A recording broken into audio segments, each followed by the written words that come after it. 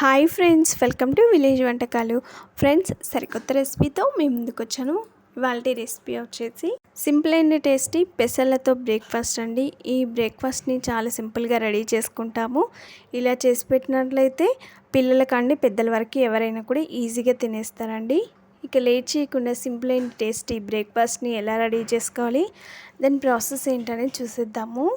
ముందుగా ఒక బౌల్ని తీసుకొని అందులో 1 కప్పు వరకు పెసలను వేసుకోవాలి. తర్వాత వాటర్ని పోసి ఒక 2-3 సార్లు అయినా ఈ పెసలని బాగా కడగాలి. తర్వాత ఇంకొన్ని వాటర్ని పోసి ఈ పెసలని కనీసం ఒక 5-6 గంటల సేపు అయినా నానబెట్టాలి. ఆ బౌల్పై మూత పెట్టి 6 గంటల సేపు నానబెట్టానండి. 6 గంటల తర్వాత మూత తీసి చూద్దాము. చూడండి, పెసళ్ళు చక్కగా నానిపోయాయి. నైట్ పడుకునే ముందు నానబెట్టి మార్నింగ్ అయినా కూడా ఈ బ్రేక్ఫాస్ట్ రెడీ చేసుకోవచ్చు. ఇలా 6 గంటల తర్వాత పెసలు చక్కగా నానిపోయాయండి. ఇప్పుడు ఒక మిక్సీ జార్ తీసుకొని ఈ పెసలని వాటర్ లేకుండా అందులో పోయాలి. తర్వాత కొన్ని వాటర్ని పోసి మెత్తగా మిక్సీ పట్టుకోవాలి. ఇలా మిక్సీ పట్టుకున్న ఈ పెసల మిశ్రమాన్ని అంతా కూడా ఒక బౌల్లోకి తీసుకుందాం.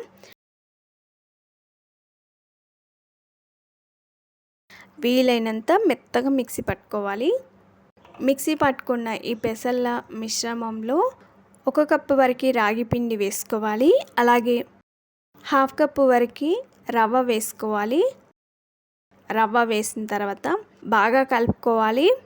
కొన్ని వాటర్ని పోసుకుంటూ మనం ఇడ్లీ రెడీ చేసుకోవడానికి బ్యాటర్ని ఏ విధంగా రెడీ చేసుకుంటామో అదే విధంగా ఉండేలాగా కొన్ని వాటర్ని యాడ్ చేసుకుంటూ లూజ్ కన్సిస్టెన్సీలో ఉండేలాగా కలుపుకోవాలి. చేయితోటే బాగా కలుపుకోండి.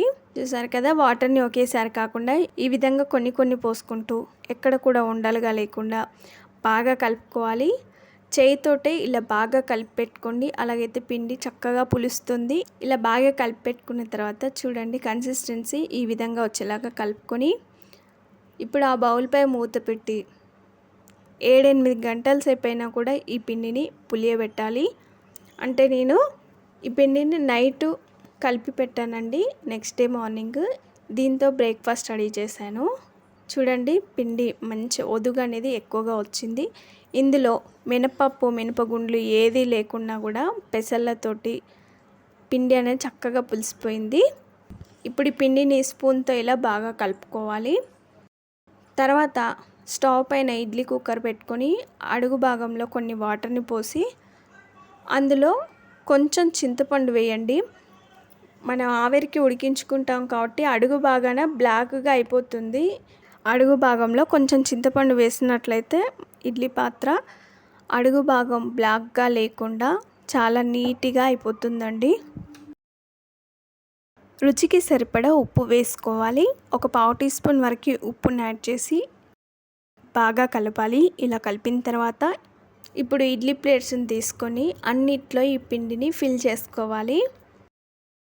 పిండిని ప్రతిసారి కలుపుకుంటూ ఇలా ఒక్కొక్క దాంట్లో మరీ నిండుగా కాకుండా ఇలా మామూలుగా వేసుకోవాలి.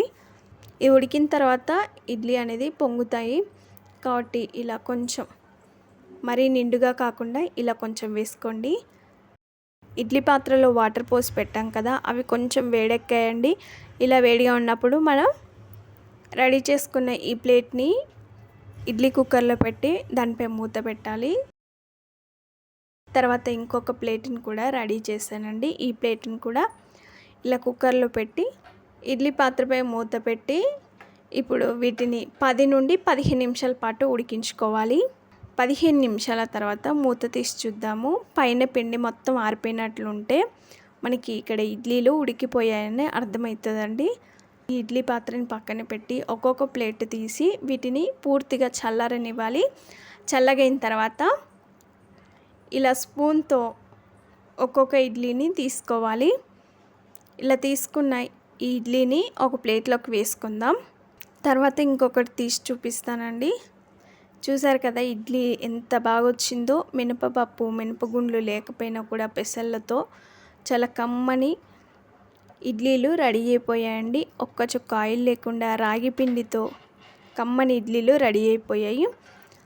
అన్నిటిని కూడా ఇలా ప్లేట్లోకి తీసుకొని మీకు నచ్చిన చట్నీతో సర్వ్ చేసుకుంటే అంతేనండి, సింపుల్ అండ్ టేస్టీ పెసళ్ళతో బ్రేక్ఫాస్ట్ రెడీ అయిపోయింది. పెసళ్ళు అలాగే రాగి పిండి ఎంతో చలవ చేస్తుందండి, ఆరోగ్యానికి చాలా మంచిది. ఈ రెండింటి కాంబినేషన్లో ఇలా బ్రేక్ఫాస్ట్ రెడీ చేసుకోండి, చాలా చాలా బాగుంటాయి.